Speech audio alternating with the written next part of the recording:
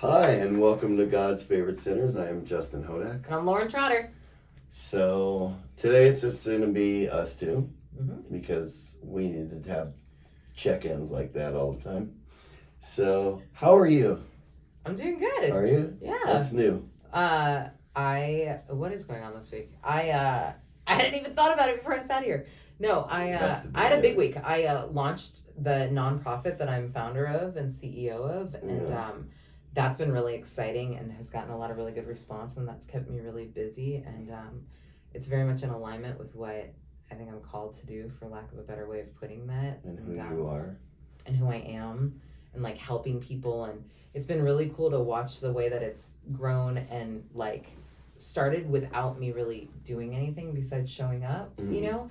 And it was like, I sent out the email saying, hey, this is happening, and then I've had people reaching out to me like, how can I get involved, and people who want to facilitate groups and do all kinds of stuff. So it's been just a very cool process, and then doing like my normal work all at the same time, and it's just been a flow. Like, it's definitely been a week of like things happening, and it's been exciting and fun, and it's been kind of cool. So Yeah. that's what I Do you have any examples? Of what? Of just how, because this God's Favorite Sinners, how the God's been showing up and all of that?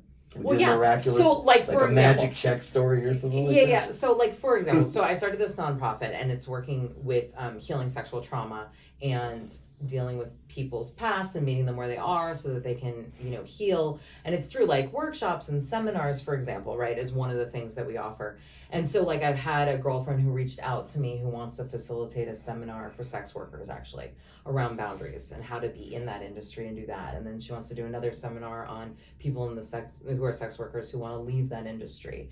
And I have another girlfriend who wants to come out and host a workshop when she comes. And it's just kind of been that. Like, it's like I'm not really doing anything, but it's providing these resources for these women to give them the help that they need. Donations that are coming in, looking at different ways of fundraising. And it's one of those, like, I don't know how to say it besides, like, I'm not really doing anything, right? It's right. Like, I just throughout, like, I through this process have really just shown up and done what's in front of me, right. Without a lot of thought or planning even, right? Like, the idea of this nonprofit came to me at 4:00 in the morning. Like, I literally woke up and the entire mission and vision of it came out on a piece of paper, and I looked at it and was like, wait, what am I doing? And then since then, it's been like that whole process of the way this has unfolded has just been me showing up, and then different, opportunities or resources coming to me, or even the name, Path to Peace came to me like when I was meditating, and I was like, oh, that's beautiful, with like a vision of what that should look like, So it's that kind of stuff. It's just kind of been one thing after another. And then, I was in a conversation actually one day with a woman who was asking questions about it, and I had like the vision of what I was doing, right? Like I said, like the mission and the vision had come out of me at like 4:00 in the morning, and I was like, okay, but it was like the high level of what was happening, but I didn't understand the minutia of it, like exactly what I would be doing to help these women. And so, of course, as circumstances happened, I got invited to an event. I did like a 2-minute on what we were doing, again, like high level. This woman reached out to me and wanted to meet. And as I was going into this meeting with her, I was like, all right, God, I hope you're going to speak through me, because I have no idea what I'm going to be, right? Like, I don't know if you're like, well, how are you going to help these words? And I'd be like, how these words are going to come out of my mouth. Yeah. And in the middle of the meeting, literally, it was like it flowed out of me in detail, everything that I was doing. And I talked about it as if I'd been doing this for years. From the apostrophes to the periods. Yeah. And it was like, oh my gosh. And in the middle of it, I even had one of those moments where like I got teary-eyed, and I'm doing like a Zoom, and I'm trying to like act like this is fine, and I even had a moment where I wanted to be like, oh my God, like that's what I'm doing? Like, this is amazing. And it's one of those, like, it's not of me, it's of something else. And when I was done with that meeting, I actually had to like sit there and write down all the things that came to me. And those are the things that are now listed on the website as being the services that we're providing. And so, where do you find the women for the services that you're providing? Do you just go to like churches or like shelters, or No, so it's open to everyone. What keeps coming to me, actually, interestingly enough, is a couple things. So domestic abuse. So I actually got a call from the Chamber of Commerce for Universal in North Hollywood. And me and this woman had a conversation, and she is doing actually an event this weekend for domestic violence, because it's domestic abuse month. And So they're hosting an event and invited me to come and speak on the organization at that, which will hopefully, bring women who would be interested in getting help. But I also have a mentoring component to this. So I thought it was really interesting because at this event, she's having different women speak who are survivors of domestic violence. So in that, I want to also talk to them about maybe being mentors for girls who are transitioning out of those situations and looking at how to help them. And then I had another girlfriend who reached out to me who was a former sex worker and who wants to do these workshops, but she also has clients who come to her all the time who are leaving that industry and need support and building self-esteem. And there's even beauty days came to me to help them build their self-esteem because women need to feel pretty, and it's an inside issue. Well, not only that, it's traumatizing, some of the stuff. Yeah. And it's if they can look in the mirror and smile and see that there's, that they're worth it hope. And they deserve it and there's hope. So it's that kind of stuff. It's I'm just showing up, right?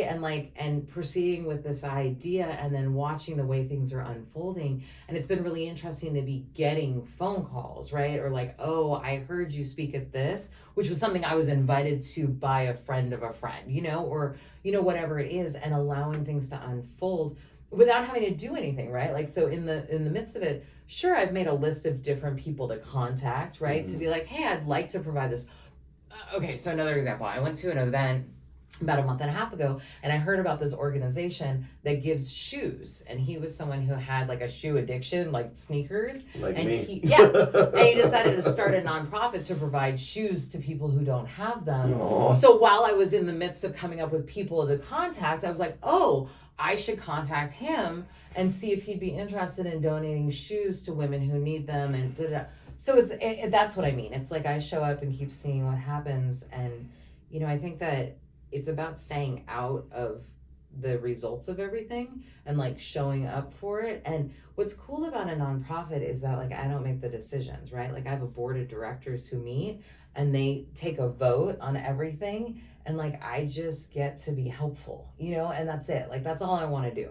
I just want to be helpful. You had to set up a board of directors for this thing? Oh, that's cool. Yeah. How many people? I have 4. Mm-hmm. Are you the 5th one? I'd be the 4th one. Yeah, so there's 4 of us total. Mm-hmm. Okay. Yeah. So it's cool. So what's been happening with you? Things are interesting, right? You got me on this God kick where I have to let everything go to the universe, and it's 50 shades of fucked up, right? Because literally let go and just not, and I didn't even realize I've realized, but really had to come to the conclusion that I try to be in control of everything. It's just in my mentality, right? As a salesperson, as this, as that, right? Having to build something out of nothing. I have to be in control of my own destiny, right? And, I'm going for example, walking away from my job, right? I just recently walked away from my job, and I'm just fuck, dude, to go start a company. Right, and to have the faith that that's gonna work out, which then I let it go and I just stopped. But for the first week, I'm what's up with the company? What's up with the company? What's up with the company? What's up with the company? And when I finally fucking let it go, it's just all bing, bing, bing. Okay, cool. This is what you're supposed to be doing, right? It keeps coming. Okay, we got the brand, and we got the product line, and we got this, and now we're figuring out compounds, and it's okay. And I'm not letting that dude just do his fucking job and not try to control it, right? And just being all thumbs up or heart or something fucking stupid, right? And just a couple other areas of my life where it's I have no control of certain outcomes, right? And it's just really letting go, and it's uncomfortable as fuck for me, right? Because this has been a routine and a pattern within my life to things where I have destroyed my life over and over, trying to within my own trauma, right? Trying to keep in control what I think is control of my own destiny. And it goes on to the age-old thing where it's you're trying to squeeze something so fucking much that you're choking the life out of it. You know what I mean? And it has not been easy. It has not been an easy transition, right? And you with I call Lauren in the morning, and she's well, you just gotta let go and let God.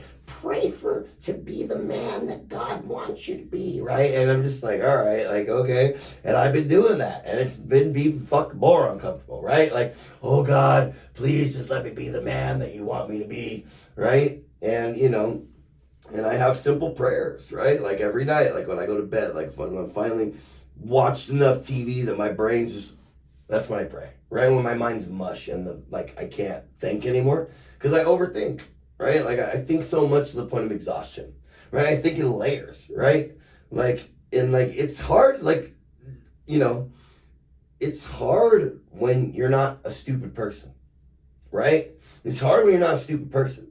Because you're so intent, like your mind thinks in fucking layers and scenarios. It's like a choose your own adventure book, right? Remember those choose your own adventures when you were a kid? And you're like, oh shit, you gotta eat my dragon. Turn the page back, right? And it's like, that's how I feel, like what's going on in my head.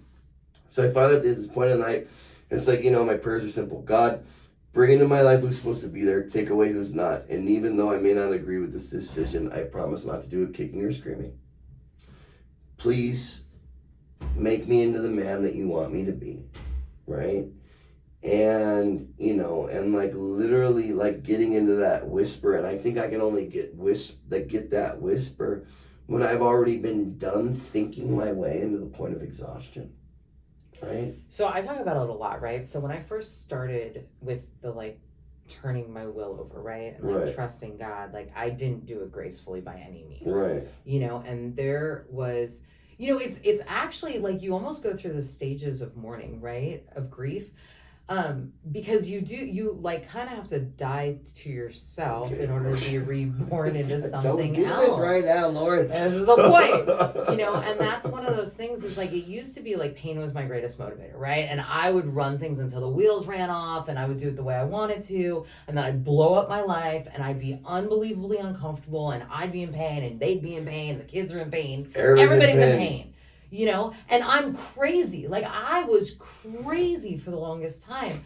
And when I started giving my life over and really learning about trusting God, because that's been a process for me. And I say this all the time, right. Trust is not something that comes naturally to me. I wasn't raised with a lot of trust, you know what I mean? Right. From a really young age, I learned to not trust people right. and things. So to unlearn that was very painful. Well, it's trust in God is death and ego. Right? Because I'm a street kid, right?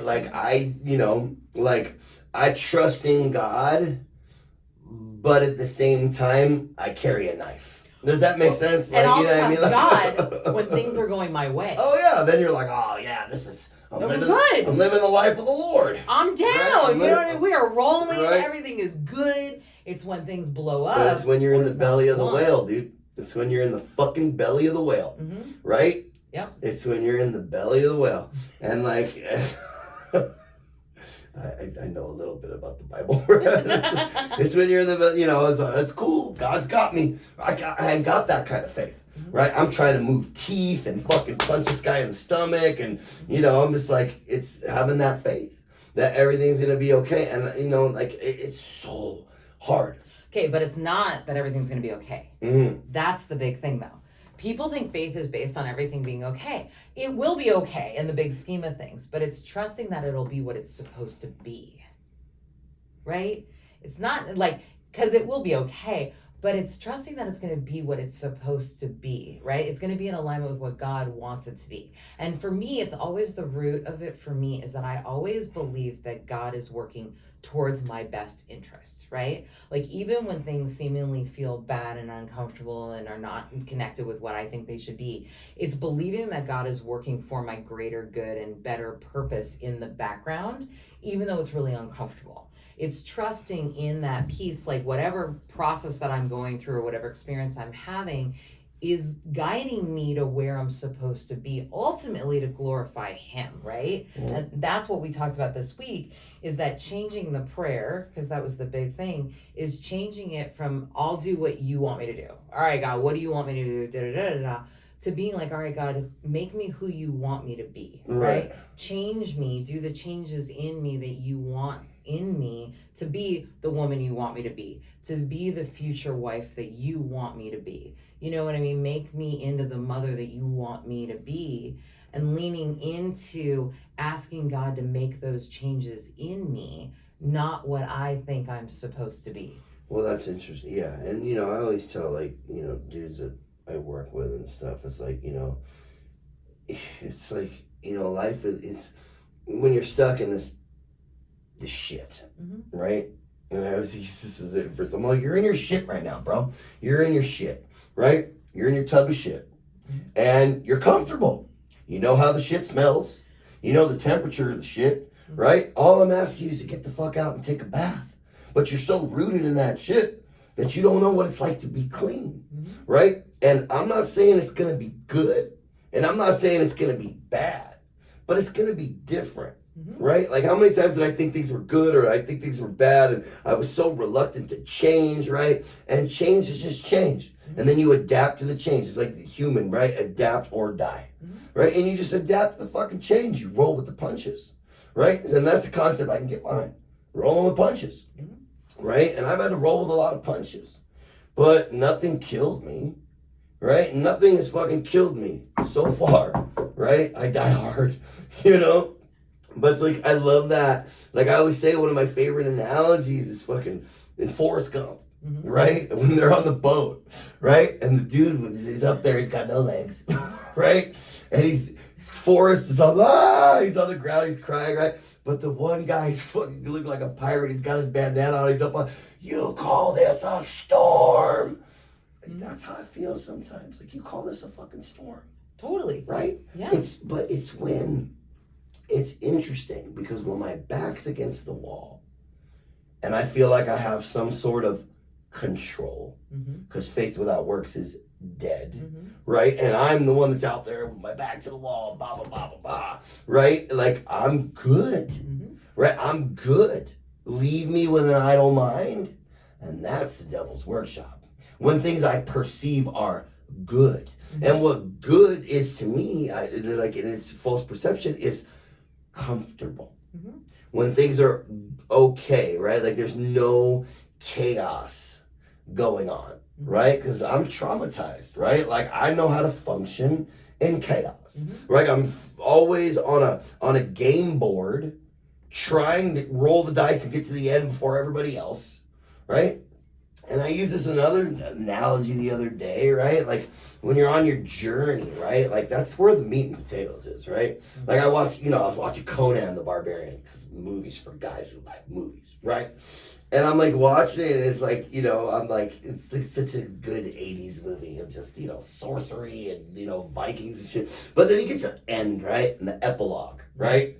And they were like, Conan had conquered his kingdoms. And da-da-da-da-da-da. They start telling this shit, right? And he's like sitting there with an axe.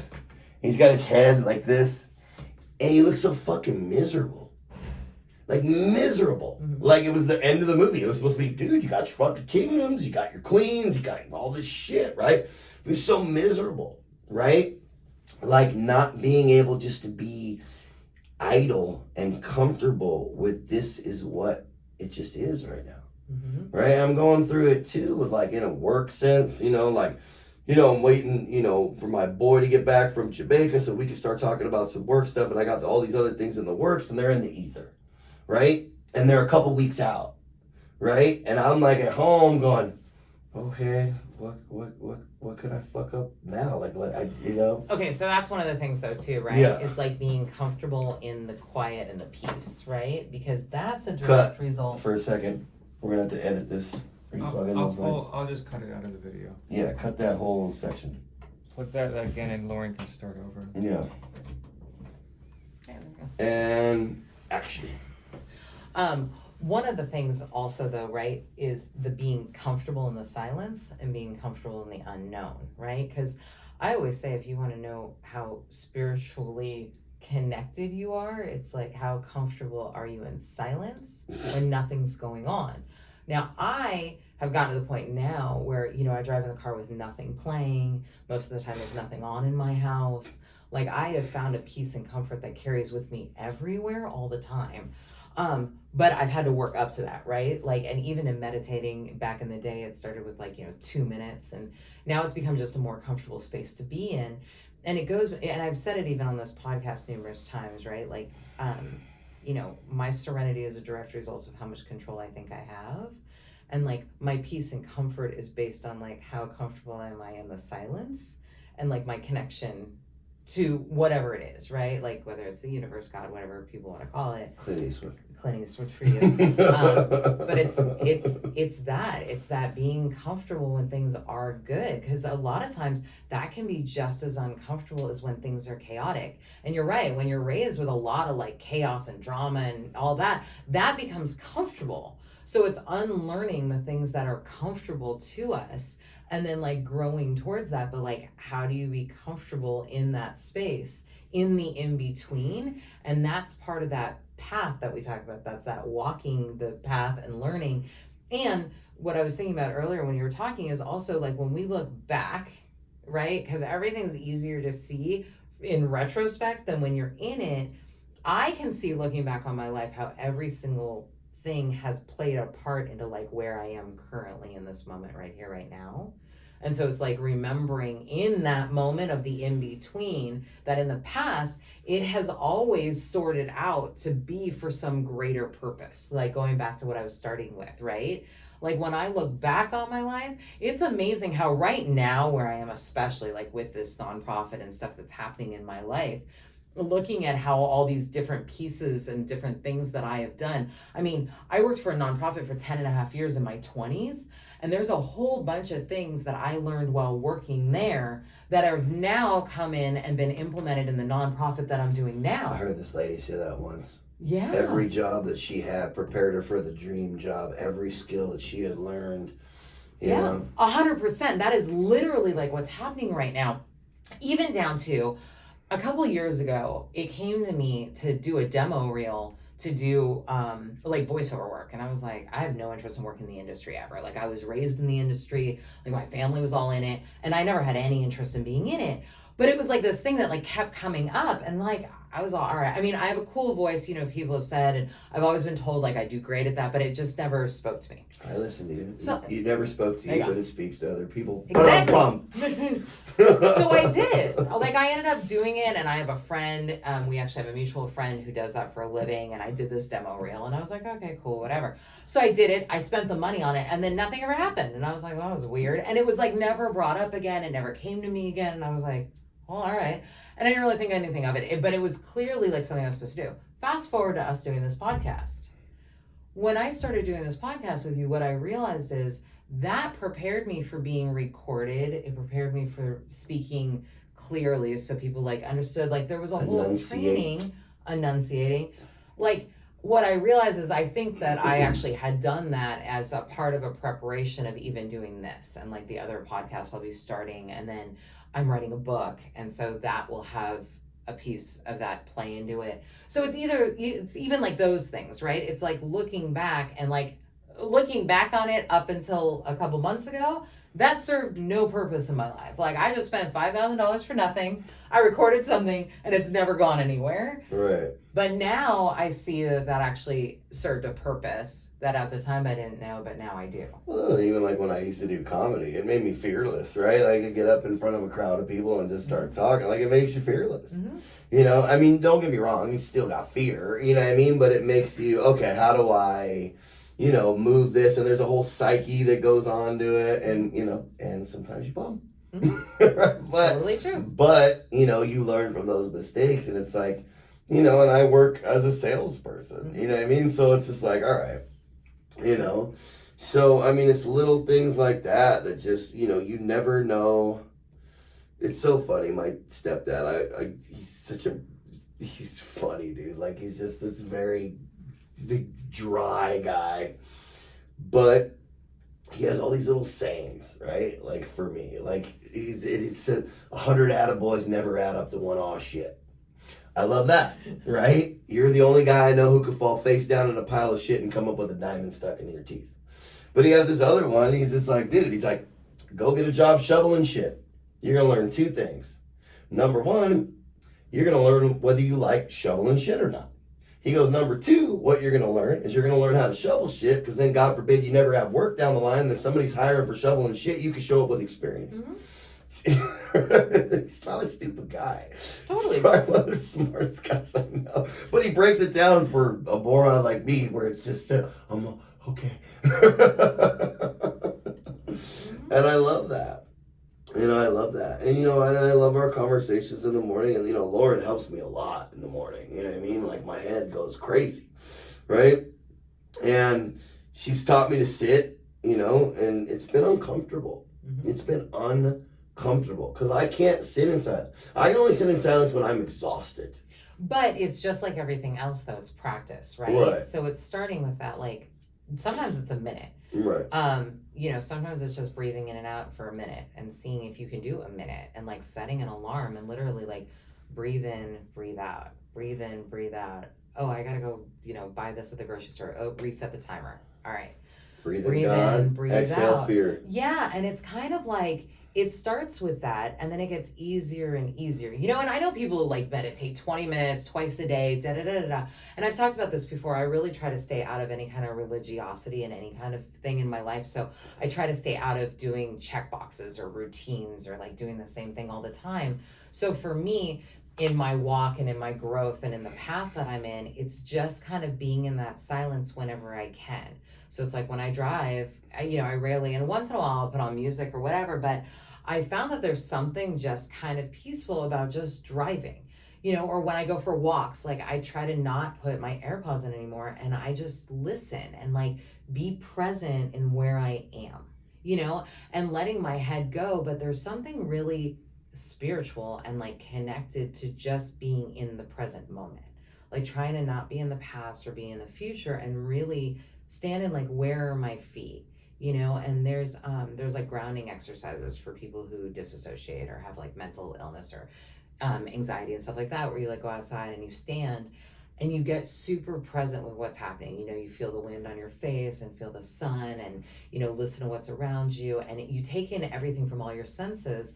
And I remember when I first started working on my spirituality, the beach was my safe place. Like I would go to the beach and I would like hear the waves and, see the seagulls and hear them and kids playing and the sand under me and, you know what I mean? And I would just sit there and just try to take in as much as what was around me and just be, and in the beginning, of course, my head would be going everywhere and da-da-da-da, but I would just take that moment, and it started as like little moments of just being there. And then over the years it's expanded where it's a very natural place for me to be. But I find that when I do get anxious, and I mean, mind you, like I get spun all the time. Stuff will happen, wake me out. Right now. I mean, that's just the way it is, right? Living in a constant state of anxiety. Totally. Yeah. I don't do that anymore. But when it hits, it's that pulling myself out of it and being like, okay, wait, stop. Like I just stop. And I turn my phone on D&D and I leave my house and I go walk. Like I've learned to just consciously make an effort, because it happens. Do you know what I mean? Like I might be, like I've got work stuff going on. I got phone calls coming in. I got deadlines I got to hit, because I have a business management and bookkeeping company. So I've got like real deadlines going, I mean, I have this nonprofit and I do these things that are really fun and great and all that. But like I've got real life job too, that like has deadlines and stuff. And there's anxiety that hits and I mess up and make mistakes. And, then I'm like, oh my gosh, And in the midst of all of that, when that anxiety comes in and I start feeling that like stuff go on, what I've gotten to now is being conscious of it and being like, I'm stopping. I do that. And I take like 3 deep breaths. Because when I get in chaos mode too, I hear of an old friend of mine. And such a stupid saying. It's because haste makes waste, bro. He used to tell me that all the time. Haste makes waste, bro. And like literally when I'm, where are my keys? I gotta get out the door. Haste makes waste. Slow down. An extra 30 seconds is not going to kill you. Really think about what you need to get right now. You need your phone. You need your keys. You need your sunglasses. Right? And it's that stopping, right? And the thing is that the 20 minutes I need to take to walk outside and just change everything, right, is not going to obliviate my entire life, right? And it's that being like, you know what, I'm done. Like I hit my point and it's that turning the D&D, it's leaving my phone at home, and I go walk for 20 minutes, everything changes when I come back. Well, it's interesting too, right? Because I think it's like, it has a lot to do with living here. Because when I was in Nashville, things were very slow. Yes. It was very slow. Everywhere else in the country. And ever since I got home, like it's literally, I jumped on a train and it's been going 100 fucking miles an hour. Right? Right, just since I got home. Right? And like really, like, I mean, dude, it's like everybody drives 80. Everybody's in a hurry, and I like that energy, right? And I've lived in that energy, right? And with my like mentality, like I'm in that, you know, that thing, right? And so now that I've had to step away, you know, I walked away from my job, dude. I just was like, I can't do like the stress in it. For the first time in my life, I'm like the stress and anxiety and the emotional burnout that I'm feeling from what I'm doing is killing me. Like I've been a bad son. I've been a bad father, I've been a bad grandfather, like I've been a bad friend, because at the end of the day, I don't want to fucking give anything else to anybody else. And I know that's my own shit, because I've been, you know, but most Americans are like that. They're like married to the job, you know? And to really like, to be mindful and present here, like it's a stretch, dude. It's hard, because everybody else is going 100 miles an hour, and you're just like, but it's an internal thing. That's the thing, because I live in the same world, right? Right. And like, my family's all from New York. Like, I talk fast, I'm Yeah, loud, well, I'm quick, I move things fast. You know what I mean? Like, I have that in me, but it's channeling it. And it's being conscious of it, right? Like, because a lot of times, like when I make mistakes at work, it's because I'm moving too fast, right? Like I'm usually just knocking out things. Bro. Totally. And then I mess up something, and I'm like, crap. Like, do you know what I mean? And then I'm like, oh my gosh. You know, and then I gotta go back and apologize, and I gotta fix it, and da-da-da-da. You actually cause, it's like known fact, you take more time having to clean up the fuck up than just preparing for the fuck up. Mm-hmm. And so it's kind of like, it's that being present and being conscious of it going into it. Right. And like trying to be aware that I don't need to rush things. Like, right. Just because someone says I'd like it in 15 minutes, doesn't necessarily mean it's gonna happen in 15 minutes. You know what I mean? I can try for it. And there's little things that I've put into my life to safeguard that. Like one is, I don't book my calendar back to back anymore. I used to get crazy. Like I had like back to back to back, you know what I mean? Try to be as, you know, efficient as possible while having so much on my plate it wasn't even realistic. Great time management. Yeah, I pretty much don't put more than 1 or 2 things on my calendar every day. And I say no all the time to things. That's first, right? I try to pray and be like conscious of what I'm doing before I do it, so I can be present for what I'm doing, and I can be actively participating in the moment, not focusing on the other things that I have to do after this, right? I also I turn off my phone when I'm with people. I am present for whatever is happening in front of me as much as possible, so that I am giving that time, right? Because time is something that's super valuable. We don't get it back. No, everybody my grandfather always said that. Starts with 24 hours, and everybody ends with 24 hours. So every moment of every day is precious, right? I'm very particular about my time. Like, don't steal my fucking time. I'd rather you steal my wallet than steal my time. Yeah, and so, right, so the thing is about that, though, right, is being conscious of time, right? So that when I am with somebody, whether it be my kids or a friend or whatever, that I'm being present for that time, right? And that when I'm working on a project at work, I try to be present for that project. Like I use the D&D feature on my phone all the time, and I don't feel responsible for calling people back immediately. I don't feel responsible for needing to answer my phone. And that was a huge thing for me to learn. When I went and did some trauma therapy years ago, they took the phone for 5 days. And I remember when they took it, I was like, this is weird. And they have like anxiety. Mine for 30. Yeah. Like, and what was interesting is when they gave it back to me, I didn't want it. Yeah. And since then, I'm not a fan of my phone. Like I leave my phone all the time. I turn it off all the time because it's our biggest distraction from everything, right? And so, you know, for me, it's these little things that I try to do to try to help me stay in the present. And that's how it starts, right? Is just being conscious of like, how am I going to be present at this lunch, right? Like, how am I going to be present when my kid is talking to me? How am I going to be present for my client, right? Like when I'm doing this project, I don't need to be doing 8 things. Because I used to be queen of like 8 different things going at one time, right? I get that. And now what I try to do is like, I go through my emails twice a day and I start at the oldest and I go to the most recent. And I handle what is in every single email as I read it. I don't save them as unread for later for me to do, which is what I used to do, right? And then I'd forget and then it'd be a whole thing. So these days it's like trying to complete the task at hand all the way through. So I'm not constantly going back, because what that creates is anxiety. And chaos. Mm-hmm.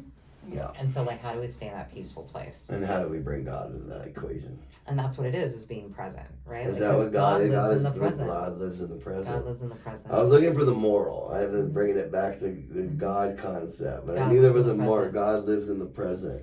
God's not in the past or in the future, right? It's like where God lives everywhere, right? For me, I believe Right. God's everywhere. Right. But where I feel God the most is when I am being present and when I am leaning into what am I supposed to be doing right here, right now.